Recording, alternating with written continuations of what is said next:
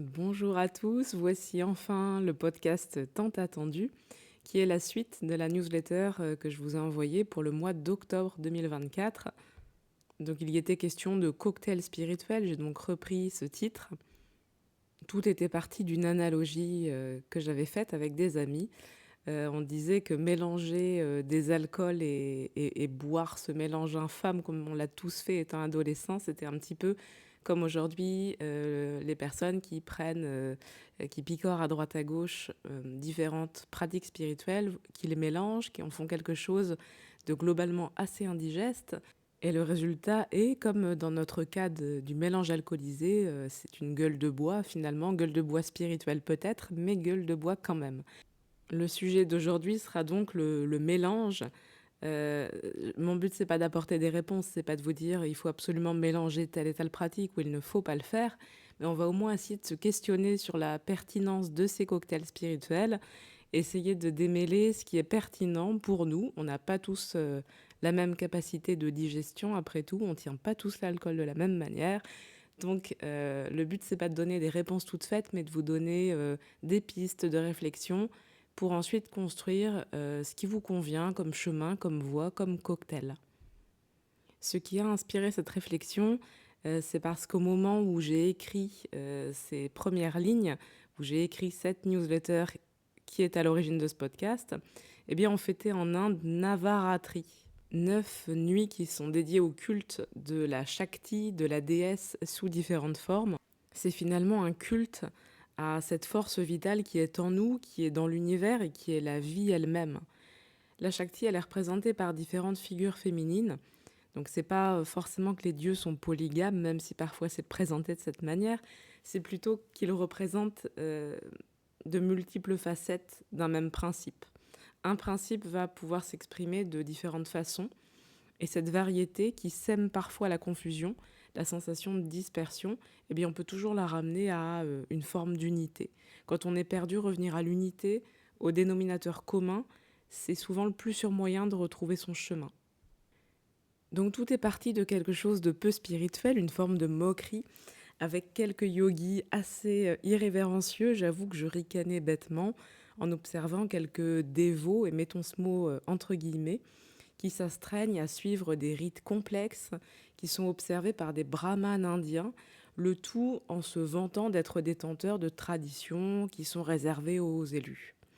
Alors ces personnes, elles sont pas bêtes du tout, hein. Souvent elles sont même extrêmement érudites, bien plus que je ne le serais jamais, mais elles sont amoureuses du rite et de l'exotisme. Alors c'est une voie, hein, mais je pense qu'elle est sans issue pour nous occidentaux. Et si l'ego s'en mêle en plus, c'est une toute autre histoire. On peut s'amuser comme dans un jeu, si on ne se prend pas au sérieux, à imiter les Indiens, mais il faut savoir qu'on n'est pas pétri de la même culture. Alors faire fi du système des castes, qui reste bien ancré, même s'il est censé avoir disparu depuis des décennies, ça serait se centrer sur la forme au détriment du fond. Il ne faudrait pas oublier que nous, Français, en tout cas les personnes voilà, francophones qui vont pouvoir écouter ce podcast, on est mangeurs de viande, on est impur par essence. On n'a pas notre place dans cette Inde traditionnelle ailleurs qu'en bas de l'échelle. Donc se faire croire qu'on est l'égal d'un brahman, qu'on est intégré complètement dans la société indienne, ça va être vrai pour quelques personnes, hein. Peut-être qu'il y a des personnes qui arrivent à s'intégrer pleinement, mais c'est pas la majorité. C'est pas monsieur et madame tout le monde qui va aller en Inde, qui va recevoir une initiation. Et puis même, on peut recevoir une initiation, mais ça va pas nous donner un statut supérieur à celui des autres étrangers. Donc voilà, c'est pour ça que je trouvais tout ça un petit peu j'ai même pas envie de dire puéril parce que puéril, ça serait avec l'innocence de l'enfance finalement. Là, il y a aussi derrière une forme d'ego en disant voilà, moi je suis l'élu, moi j'ai reçu ça, moi j'ai le droit de faire ça, et moi je sais faire ça. Moi je sais accomplir la puja selon le rite, j'ai le droit de le faire, j'ai la capacité de le faire. Bon, tout ça, forcément, ça m'agace un petit peu quand je le dis, ça transparaît. C'est pas pour juger, c'est parce que ça amène vraiment une réflexion sur notre manière d'aborder les pratiques, d'aborder les traditions. Qu'est-ce qu'on en fait aujourd'hui? Dans quel cadre, dans quel contexte on se place? Si on a une pratique qu'on revendique comme traditionnelle, qu'est-ce que le terme traditionnel veut dire pour nous? Est-ce que c'est une forme de label qui signifie oui, moi je fais du vrai yoga par opposition au faux yoga? Ou est-ce qu'on utilise vraiment traditionnel dans le sens de qui s'inscrit dans une lignée, dans une continuité? Voilà, c'est toutes ces choses que j'ai envie de questionner. De mon côté, puisqu'il faut commencer par balayer devant sa porte, je vais vous donner le contexte. Moi, j'ai reçu une transmission du yoga, enfin un enseignement. Je revendique pas du tout une lignée, un maître ou autre. Donc j'ai suivi des enseignements de yoga dits traditionnels dans le sens où on n'est pas sur un yoga postural moderne. On est sur quelque chose, vu de l'extérieur, qui est plutôt statique, plutôt immobile. On n'est pas trop dans la performance. Beaucoup axé sur le pranayama, la méditation, le yoga nidra, l'étude de quelques textes. Donc on n'est pas dans un yoga grand public, entre guillemets, même si on peut donner des cours. Je me revendique pas comme étant détentrice d'une tradition extraordinaire ou comme proposant et pratiquant un yoga qui serait au-dessus d'un autre. Voilà, je mets simplement ce contexte. Je vous dis ça parce que ce contexte ayant été posé, j'ai été en contact avec des personnes lors de stages, lors de formations, qui ont suivi donc ces enseignements et qui revendiquent énormément le côté traditionnel, qui le présentent comme un gage forcément de qualité, de vérité, qui le brandissent comme un étendard, comme une preuve qu'ils sont un petit peu supérieurs, qu'ils sont les élus, au-dessus en tout cas de la masse qui pratique un yoga plus physique, plus grand public, plus accessible. Chacun pense ce qu'il souhaite. Moi, en tout cas, je ne me positionne pas comme étant au-dessus. Je vous donne simplement un contexte et puis aussi ce qui a permis de nourrir mes réflexions. Toute cette hiérarchie dans le monde du yoga qui n'apparaît pas forcément quand on ne baigne pas dans les formations, dans les stages, dans l'univers, entre guillemets, professionnel du yoga en France actuellement. Voilà, on voit peut-être pas tout ça. C'est pour ça que je vous donne ce contexte et ces informations. De mon côté, j'aime la beauté, j'aime ce qui est simple, et j'aime aussi là où l'austérité et le ritualisme ne permettent pas d'aller. Donc j'ai un rejet envers tout ça, envers ces rituels qui sont accomplis souvent de façon très mécanique. Je préfère quelque chose de plus simple qu'on va accomplir avec le cœur, avec les tripes, qui va être plus lié au sens et aux émotions. J'aime bien sûr raisonner et j'aime aussi savoir m'extraire du mental pour ressentir. Je me fiche complètement du statut social, de l'image donnée, de ce que va penser machin ou bidule. Je m'ennuie des jeux de pouvoir et je comprends pas grand-chose aux codes qui sont cachés ou sous-entendus, à ce que moi je qualifie d'hypocrisie mais que certains vont appeler bonne manière ou bienséance. Moi j'aime sentir les contraires. Et ces contraires, sentir qu'ils ne sont pas là pour nous rabougrir, pour s'efforcer de trouver une pseudo-cohérence, mais qui vont avoir de l'espace pour grandir jusqu'à s'entrechoquer. Et je pense même que c'est ça aussi la Shakti, la vie. C'est cette étincelle qui va naître de la friction, qui va créer le bouillonnement, qui sera parfois dévastateur, mais parfois aussi euphorisant.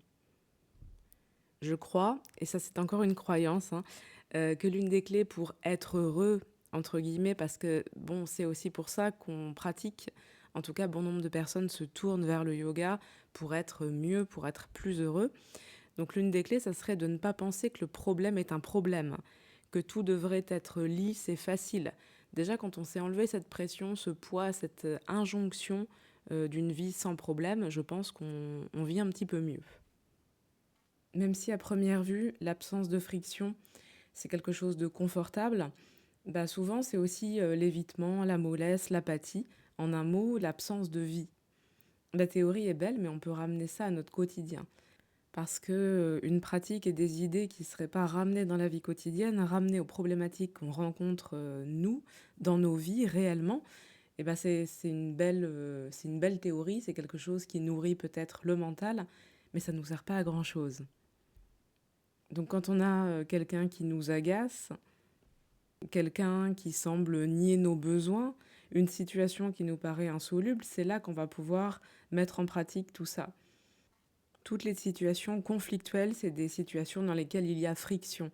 Friction parce qu'on a des intérêts qui sont divergents, parce qu'on a des points de vue qui semblent opposés, parce qu'on est tiraillé entre la morale et le devoir. En tout cas, tout ça, c'est notre champ d'expérience finalement. Et cette notion de friction, elle s'incarne dans le quotidien à travers tout ce que nous, on va appeler problème.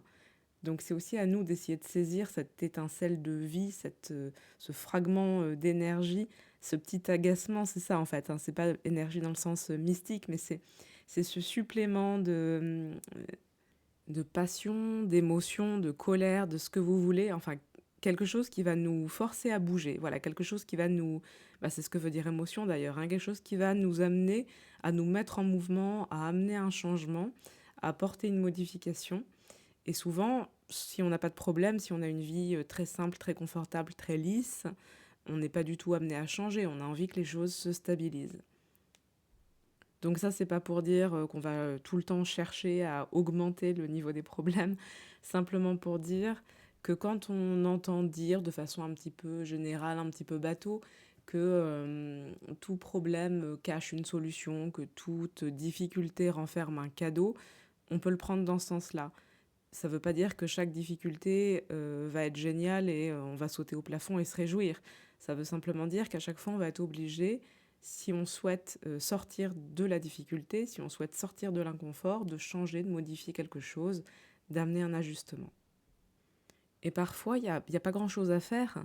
Et c'est assez ironique d'ailleurs parce qu'une part de la pression qu'on va ressentir quand on va faire face à une difficulté, elle vient pas de la difficulté elle-même, mais elle vient de cette injonction à ce que tout soit en ordre.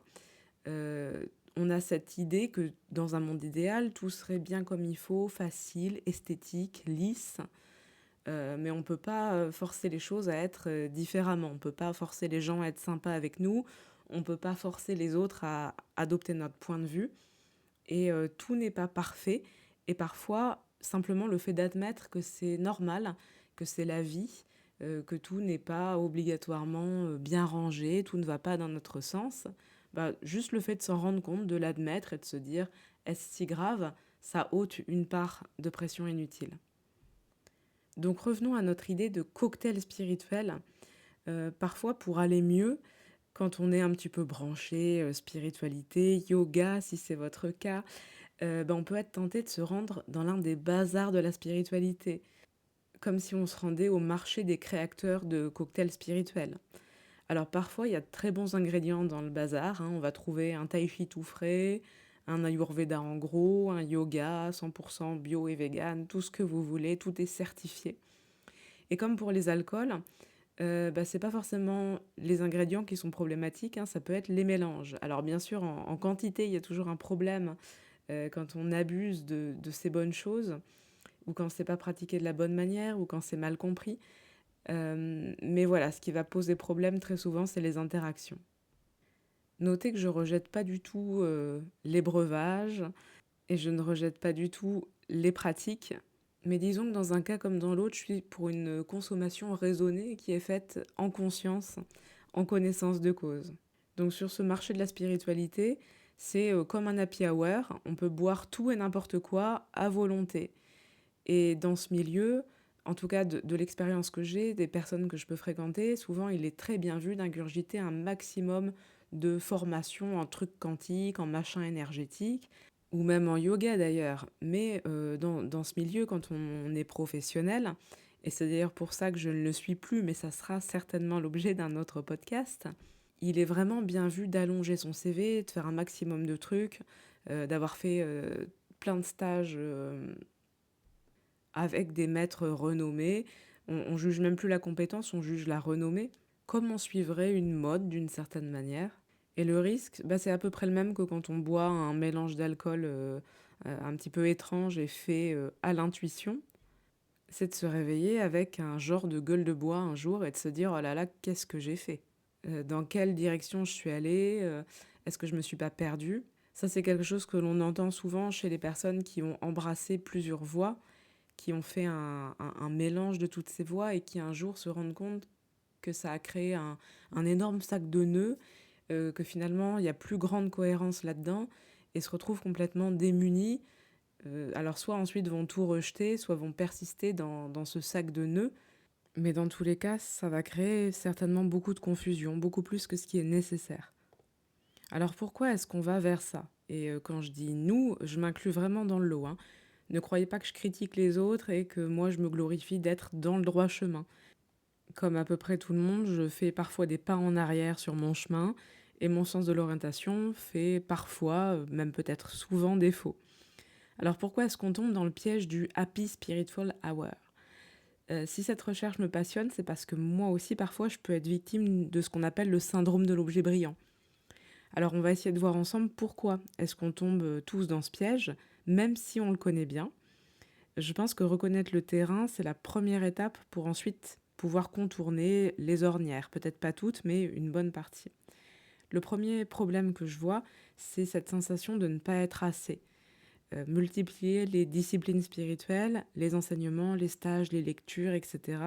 C'est peut-être utile, mais quand on n'a pas la capacité de les digérer, ça ne sert pas à grand-chose. Pour faire l'analogie avec la nourriture, j'aime bien faire ça parce que on se rend compte quand c'est concret, quand c'est quelque chose qui touche le corps physique, tout de suite ça nous parle. Et quand c'est de l'ordre du mental, parfois on a l'impression que comme c'est intangible, ça n'existe pas. Mais si.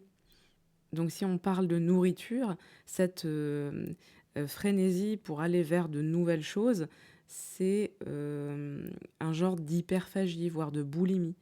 Donc ça devient problématique quand on est à ce niveau-là.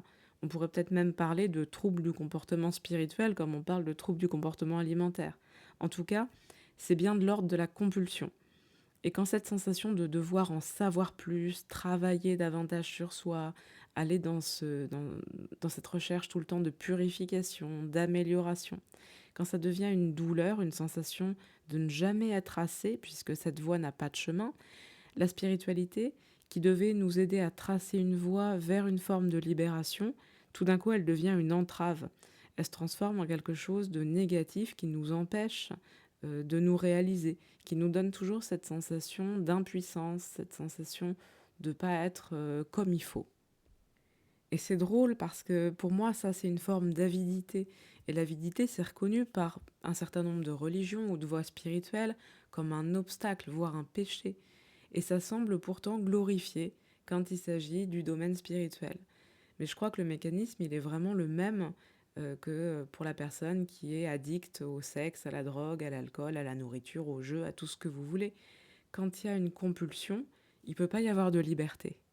J'insiste beaucoup là-dessus parce que c'est quelque chose que j'observe assez fréquemment et c'est d'ailleurs la principale raison qui me pousse à rester à l'écart des groupes de yogis. Je me reconnais pas du tout dans cette recherche de pureté, de connaissance ultime. Je suis vraiment convaincue, et bon, c'est juste moi, c'est mon chemin, hein, que la liberté et la connaissance, ça ne viendra jamais d'une accumulation de connaissances théoriques, mais plutôt d'une forme d'éveil, de sensibilité à la beauté. Ça va émerger peut-être du vide, du silence, de tout ce qui va laisser place à l'ouverture. Je vais garder mon analogie avec la nourriture parce que ce qui nous nourrit, c'est pas seulement ce qu'on va mettre dans le corps physique. Il va falloir laisser des espaces de repos au corps pour qu'il puisse digérer et assimiler les nutriments. Je crois que le processus est à peu près similaire pour nourrir l'esprit. Il ne suffit pas d'ingurgiter, il faut aussi mastiquer, c'est-à-dire laisser infuser ses connaissances et aussi prendre le temps de se les approprier pleinement, pas rester en superficie. Et ensuite, il faut accorder un temps suffisant à la digestion. Donc il faut un repos qui permette ensuite au corps de traiter tous ces nutriments pour ensuite pouvoir en faire quelque chose. J'ai l'impression que dans le monde actuel, avec la possibilité d'être stimulé en permanence, on va vraiment dans ce travers qui est bien humain, de charger le mental de pensées, d'images, de mots, d'idées. Et dès que c'est possible, on va essayer d'attraper tout ça, on va essayer de nourrir le mental. Je crois qu'il y a beaucoup de problèmes dits de société, comme le burn-out, le stress chronique, la dépression et tout ça, qui pourraient peut-être pas être résolus évidemment, surtout s'ils sont installés depuis longtemps, mais du moins ça pourrait être prévenu et limité en laissant simplement des espaces de silence, de présence au corps, de présence à nos sens, histoire de comprendre qu'on n'est pas seulement un cerveau, mais que notre être est bien plus large et bien plus complexe. Alors je dis pas que c'est facile, hein, et le monde entier semble conspirer contre nous pour nous empêcher d'aller dans ce sens, bien évidemment, mais peut-être, voilà, c'est juste une piste de réflexion. C'est pas pour dire il faut faire ci, il faut faire ça, Moi aussi, je vis dans le monde, je vois que c'est difficile de se ménager ces espaces, c'est difficile de se déconnecter simplement, c'est difficile de s'extraire du monde à certains moments et de ne pas répondre à tous les stimuli. Mais peut-être que c'est une voie sur laquelle on gagnerait à s'engager. Donc s'accorder ces temps de digestion qui permettraient de donner corps aussi à toutes ces idées qu'on empile et desquelles on ne fait pas grand-chose. Ça vous est sûrement arrivé déjà de lire quelque chose qui vous semblait intelligent, plein de bon sens, voire révolutionnaire, et de ne pas prendre le temps de mettre ces bons conseils en application. C'est un peu aussi comme si le fait de lire ou d'entendre, ça remplaçait l'action. Comme on a pris l'information, on a pris toute cette connaissance, c'est un peu comme si on avait, d'une certaine manière, au moins en pensée, accompli l'action. Donc il y a beaucoup moins d'intérêt pour aller la matérialiser dans le monde ensuite, puisque voilà, l'exaltation de la création, c'est comme si on l'avait déjà vécu simplement en imaginant.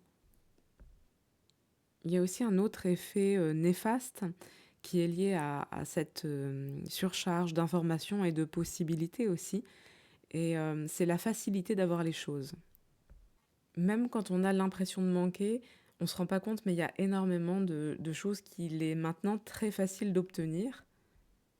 Et la difficulté, c'est pas forcément de générer les ressources pour avoir toutes ces choses, ça va être de savoir les exploiter pleinement et de faire preuve d'assiduité, de discipline, de régularité et de fournir les efforts nécessaires pour pouvoir transformer cette connaissance, pour pouvoir la rendre opérationnelle dans notre vie quotidienne. Là, j'ai envie de sortir pour illustrer ça du contexte du yoga. Je vous partage une petite réflexion qui avait été faite par mon papa, mais qui m'avait vraiment marqué quand j'étais enfant. Il disait que quand nous n'avions fourni aucun effort pour obtenir quelque chose, cette chose n'avait pas de valeur et que comme il n'y avait pas eu d'effort, d'implication personnelle, d'énergie engagée, on ne pouvait pas en profiter réellement. Il faisait allusion aux jeux vidéo à mon époque. Alors bon, c'était il n'y a pas si longtemps, mais c'était encore l'époque où on ne pouvait pas tout télécharger. Il n'y avait pas beaucoup de choix. Il fallait attendre que le jeu sorte. Ça coûtait un peu d'argent. En tout cas, pour une gamine de 10 ans, il n'y avait pas d'autre solution que d'attendre Noël pour obtenir le nouveau Mario tant convoité.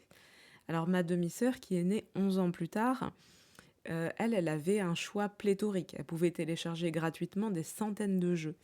Et ce que mon père avait noté, c'est que cette multitude de possibilités, elle n'encourageait pas du tout à terminer un jeu et à fournir les efforts pour aller au bout. Ça coûte rien. On peut en changer dès qu'on se lasse ou dès qu'une petite difficulté pointe le bout de son nez. C'est aussi le discours, si on change de contexte, de certains de mes amis qui sont un peu traditionnalistes, mais ils l'appliquent à autre chose. Par exemple, ils disent qu'aujourd'hui, les couples ne durent pas parce qu'il est devenu trop facile de changer de partenaire. Rien n'incite à dépasser les difficultés au sein du couple. Alors bref, on peut parler de tout ce qu'on veut, de jeux vidéo, de yoga, de vie sentimentale, mais vous aurez saisi l'idée. Payer le prix et avoir conscience de la valeur des choses, c'est pas une simple règle morale à appliquer bêtement parce qu'on nous a dit que c'était bien, parce que notre religion nous l'impose. Le but, c'est pas de faire ce qui est valorisé pour gagner plein de points de karma, c'est surtout un cadeau qu'on va se faire à soi-même. C'est l'histoire de la rose dans Le Petit Prince. Cette rose, il y tient parce qu'il lui a apporté du soin. Et le fait d'y tenir apporte une joie immense. Il n'y a aucune autre rose qui n'aura autant de valeur à ses yeux pour cette raison. Donc je pense qu'on devrait chacun cultiver nos roses un petit peu mieux. Même s'il y a énormément de choses qui sont accessibles facilement, chacun va ensuite peut-être pouvoir trouver des manières de rendre de la valeur aux choses. Pour parler d'un exemple personnel, moi je tombe complètement dans ces profils de personnes qui sont accros entre guillemets à la connaissance, qui vont avoir envie de tout lire sur un sujet, de tout apprendre, d'être vraiment dans cette connaissance intellectuelle qui, à mon sens, ne libère pas, peut même amener, nourrir une forme de frénésie, d'instabilité.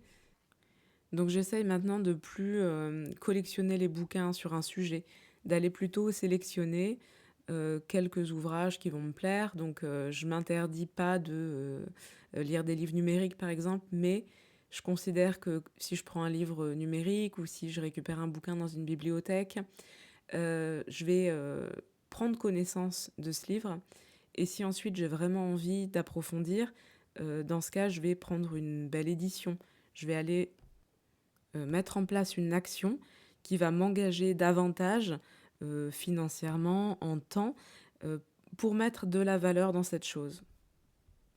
Peut-être que ça fera pas sens pour tout le monde et peut-être que l'exemple ne vous parle pas. Je pense que ça peut être le cas avec plein de choses, par exemple le fait de, pour les accros au shopping, hein, pas forcément acheter des quantités de vêtements, mais aller choisir quelques pièces qui sont vraiment de qualité, en tout cas qu'on a plaisir à porter, à utiliser. J'avoue que c'est pas un sujet que je maîtrise très bien, donc peut-être que l'exemple n'est pas bon. Mais si on prend par exemple une ressource dont on dispose tous, c'est le temps. Et ce temps, de la même manière, on va pouvoir l'utiliser de plein de façons.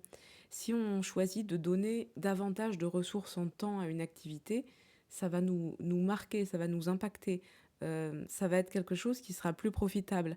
Si je prends vraiment le temps de jardiner, de faire mon potager, de construire de belles allées, de faire un beau treillis, de je sais pas, tout ce que vous voulez dans un potager idéal, ça aura beaucoup plus de valeur. J'aurai engagé davantage d'énergie, davantage de moi-même dans cette action. J'aurai plaisir à me promener dans ce potager. Au fil du temps, j'aurai de plus en plus de plaisir à m'investir dedans, puisque j'aurai pris le temps. Alors que si je le fais de façon purement fonctionnelle, pour que ça aille vite, je balance de l'engrais n'importe comment, des graines n'importe comment, je prends pas le temps de construire, de délimiter les espaces, peut-être que ça sera aussi productif, peut-être que ça sera même plus productif, mais j'aurais perdu le plaisir qui est lié au temps, à l'énergie investie. Je serais passée de quelque chose qui aurait pu être agréable à quelque chose de purement fonctionnel. Alors évidemment, on ne peut pas tout transformer de cette manière. Il y a des choses qui resteront purement fonctionnelles, mais on peut, je le crois en tout cas, choisir. Choisir, par exemple, si on reprend cet exemple du temps, on a un temps limité dans la journée. On n'est pas obligé de le surcharger pour faire un maximum de choses. On peut aussi choisir d'ôter certaines choses qui ne sont pas complètement nécessaires, qui amènent moins de plaisir. Ou peut-être que tout en apporte autant, mais si on choisit de privilégier une chose par rapport à l'autre et d'y passer un petit peu plus de temps, d'y mettre davantage d'énergie et de conscience, finalement ça va nous nourrir davantage, plus profondément. Bon, je me suis un petit peu éparpillée. On va revenir à notre sujet de départ. Pourquoi est-ce qu'on va multiplier les expériences spirituelles? Pourquoi on va essayer d'empiler les connaissances, voilà, d'aller voir plein de disciplines différentes? Parfois, c'est aussi la recherche d'une solution sans effort ou avec le moins d'efforts possible. Quand on va multiplier les disciplines spirituelles, ça va parfois être un moyen de ne pas creuser, de rester dans une sorte de lune de miel où tout semble génial, idéal. Cette nouvelle discipline, ce nouvel environnement nous paraissent absolument merveilleux. Par exemple, parlons yoga. La première fois qu'on met les pieds dans une salle de yoga, si ce milieu nous parle, hein, évidemment, tout peut sembler vraiment rose. Les gens sont sympas, souriants, détendus. Les pratiques nous font un effet de dingue. Je ne sais pas si vous vous souvenez la première fois que vous avez assisté à un cours de yoga. Moi, je suis ressortie, j'ai mis une demi-heure juste à trouver le métro qui était pourtant à 3 minutes à pied. Ça m'a fait un effet assez incroyable au niveau du corps, des sensations. Tout était décuplé. En même temps, il y avait une forme de détente, de lâcher prise que je n'avais pas expérimenté depuis très longtemps. Bref, donc il y a cet effet. Le prof peut nous paraître extraordinaire, on a l'impression que c'est un grand sage. Tout ça, c'est nouveau. Donc ça, voilà, on a cet effet de nouveauté qui agit. Et puis au bout de 6 mois, on trouve toujours ça très bien, mais on peut commencer à penser que certaines pratiques sont répétitives et donc moins efficaces. Il y a l'effet nouveauté qui va s'estomper. Au bout d'1 an, on commence à trouver que Gertrude, elle est un peu grande gueule et que Bernard, il est pédant. Et puis on va commencer à voir les défauts du prof. On voit, mon Dieu, affreux, il s'agit d'un être humain, donc il n'est pas parfait. La désillusion est terrible. Et puis quand on va avoir l'envie d'étudier les textes pour aller plus loin, pour essayer de se nourrir davantage, on va se heurter à une certaine complexité qui va rebuter certaines personnes. Donc au bout d'1 à 2 ans, qu'est-ce qu'on va faire? Est-ce qu'on va continuer d'avancer malgré les difficultés ou est-ce qu'on va s'inscrire au cours de Tai Chi en espérant y trouver le salut et la vérité, en se disant que finalement le yoga c'est pas complètement pour nous? Alors il n'y a pas de réponse. Pour certains, ça sera plus profitable effectivement d'aller au Tai Chi parce que ça convient mieux. Pour d'autres, la solution idéale, ça sera de cumuler une activité de fond, entre guillemets, à une activité principale, comme le yoga dans notre exemple, et de continuer à papillonner dans d'autres disciplines pour cultiver en conscience ce besoin de nouveauté, ce besoin de fraîcheur, de découverte, et il n'y a aucun problème avec ça. Et puis pour d'autres, la solution idéale, ça sera vraiment de faire un effort supplémentaire, de se recentrer et de concentrer tous ses efforts sur une seule discipline. En bon yogi, la seule chose qui est importante, ça serait de mettre de la conscience sur ce qu'on fait au final. Au moins, voir si le fait de picorer d'une discipline à l'autre, c'est là pour satisfaire un mental qui ne tient pas en place, pour ne pas faire face aux difficultés, pour vivre sans cesse l'exaltation du débutant, ou pour d'autres raisons, pour des raisons qui sont peut-être meilleures. Pas dans le sens moral, hein, meilleures dans le sens de plus profitable à notre être, à nos objectifs, à notre voie vers la connaissance. Parfois, cette envie de multiplier les nouvelles disciplines, c'est aussi un goût pour l'exotisme qu'on va venir nourrir. Donc là encore, pas de jugement de valeur, c'est seulement une invitation à mettre en lumière nos fonctionnements et ce qui peut nous limiter ou nous entraver. Pareil, je me mets dans le même bain que tout le monde, hein. Moi, si j'ai commencé le yoga, si j'avais un attrait pour du yoga plus que pour, je sais pas moi, du qigong ou de l'aïkido, c'est parce qu'étant enfant, j'ai baigné dans une ambiance hindouiste. J'ai visité des pays d'Asie, j'ai été au Sri Lanka, j'ai vraiment été en contact avec cette culture et ça m'a donné le goût de cette culture. Donc, d'une certaine manière, en me tournant vers le yoga plus que vers autre chose, je suis venue nourrir une petite part de ce goût pour l'exotisme. Donc par amour pour le monde indien, et parfois pour ce qu'il est vraiment, parfois pour une vision fantasmée, peu importe, on peut se tourner vers le yoga. Et dans ce cas, la pratique, elle sera portée par la fascination pour des ambiances, pour une culture. Il y en a certains qui condamnent ça en disant qu'on passe à côté du yoga. Alors peut-être, si on reste en superficie, mais pour certains, cette impulsion, cette passion du départ, elle va permettre ensuite d'embraser le bois. Ça sera voilà ce combustible primordial qui sera nécessaire pour nourrir le feu du yoga. Pour démarrer un feu, je pense que la passion est un assez bon combustible. Alors ensuite, ça peut être un feu de paille, hein. C'est pas parce qu'il y a de la passion au départ qu'on sera capable de l'alimenter dans la durée. C'est un petit peu le principe du coup de foudre, si vous voulez. Mais si la passion est assez forte, et parfois c'est le cas, et parfois ça dure, elle peut vraiment nous aider à dépasser les moments de doute, à nous donner cet élan pour dépasser certains obstacles et continuer sur une voie malgré les difficultés, malgré les entraves, malgré tout ce qui va nous faire douter. Il y a un dernier travers, toujours avec des guillemets, hein, puisque c'est pas un jugement moral, mais j'ai pas de meilleur terme. Donc un dernier travers sur lequel j'ai envie de me pencher, c'est celui de dire plus c'est mieux. Donc j'ai déjà dû vous raconter cette histoire, mais il y a quelques années, il y a une élève qui a questionné mon parcours. Elle s'étonnait de voir que je ne faisais que du yoga. Pour elle, une super prof, c'était quelqu'un qui était très compétent en ayurveda, en massage, en danse indienne, en coaching, en psychologie, en hypnose, en tout ce que vous voulez. Moi, j'avais trouvé ça vraiment idiot comme réflexion. Parce que pour moi, c'était évident qu'en cultivant mon obsession pour le yoga et en faisant tout tourner, toutes mes activités, toute ma vie autour du yoga, j'avais plus de chances de comprendre quelque chose qu'en multipliant les disciplines.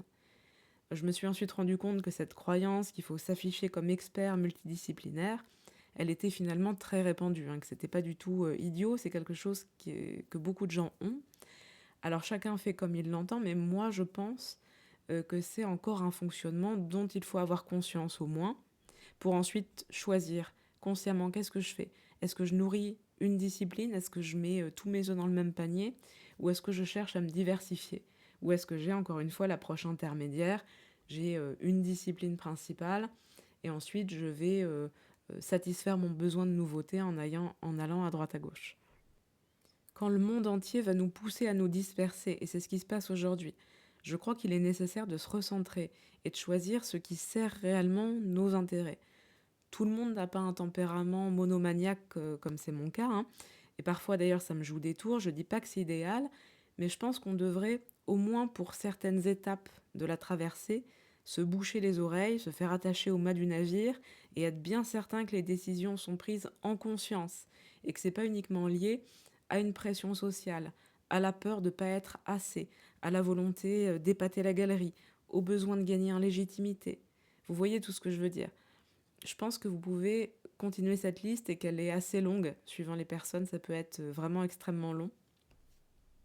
En tout cas, c'est vraiment une invitation à se poser les questions, pas pour dire il faut faire comme ci ou comme ça, mais dire voilà, ce qui me convient selon mon tempérament, mon histoire, ma personnalité, ça serait plutôt telle manière de fonctionner. Et puis, il faut regarder la nature de ce qu'on cherche à mélanger. Il y a des choses qui se mélangent très bien et d'autres pas du tout. Il y a des mariages heureux, d'autres non, des disciplines qui se recoupent, qui se complètent et qui s'accompagnent harmonieusement. Et puis il y en a qui sont absolument irréconciliables, qui prônent une chose et son contraire. C'est d'ailleurs pour ça qu'il y a beaucoup de maîtres qui recommandent de suivre une seule voie.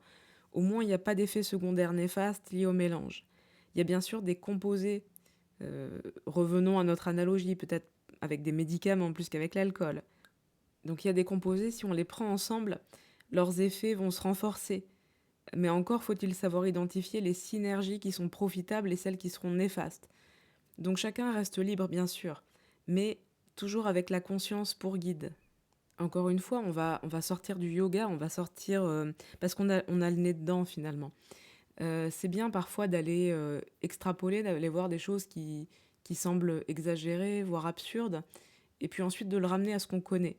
Donc prenons un exemple, et tout ceci est vrai si vous en doutez, hein. Voilà, moi j'aime bien les échecs et j'aime bien la boxe. Et j'ai appris qu'il y avait une discipline qui permettait, et c'est super, hein, de cumuler les deux, ça s'appelle le chess boxing. Un round de boxe et puis quelques coups d'échecs, et on continue. On peut gagner en faisant échec et mat ou en mettant son adversaire KO. Donc je pense que c'est très drôle le chess boxing, mais allez dire à un champion d'échecs ou de boxe que vous développez vos compétences dans l'une ou l'autre de ces disciplines en pratiquant le chess boxing.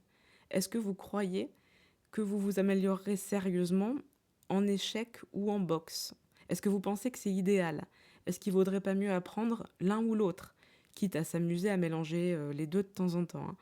Concrètement, est-ce que vous pensez qu'on réfléchit mieux après s'être pris une vingtaine de coups dans la tronche ou qu'on est meilleur sur un ring après s'être fumé le cerveau à contrer une ouverture? Moi, je crois pas. Donc si on ramène ça au yoga, bah c'est très bien le yoga, hein, c'est pas moi qui vais vous dire le contraire. Vous pouvez vous amuser déjà au milieu de ce gloubi-boulga qu'on appelle actuellement yoga, mais qui regroupe finalement beaucoup de disciplines, de doctrines, de croyances, qui n'ont pas grand rapport les unes avec les autres, à faire coexister des opposés. Vous pouvez déjà, au sein de cette discipline qu'on pense parfois, vu de l'extérieur, comme étant homogène, vous amuser à voir les contradictions, tout ce qui ne va pas ensemble, tout ce qui est irréconciliable au sein du yoga. Par exemple, si vous vous astreignez à respecter à la lettre les écrits des Védas et ceux des Tantras, eh ben dites-moi comment vous faites. Si on prend des systèmes légèrement différents, par exemple le Hatha Yoga issu du shivaïsme, donc avec tout un imaginaire tantrique, et le Zen qui est connu pour davantage de sobriété, certains diront même austérité. Il y a des points communs évidemment, il y a des pratiques communes énormément, mais il y a aussi certaines divergences et ça va être difficilement réconciliable sur ces points-là. Ces points irréconciliables, ça peut être source de créativité, d'ouverture. C'est cette fameuse étincelle dont on parlait tout à l'heure. Mais le plus souvent, deux systèmes de pensée qui proposent des méthodes très différentes, ça peut nous amener à tourner en rond.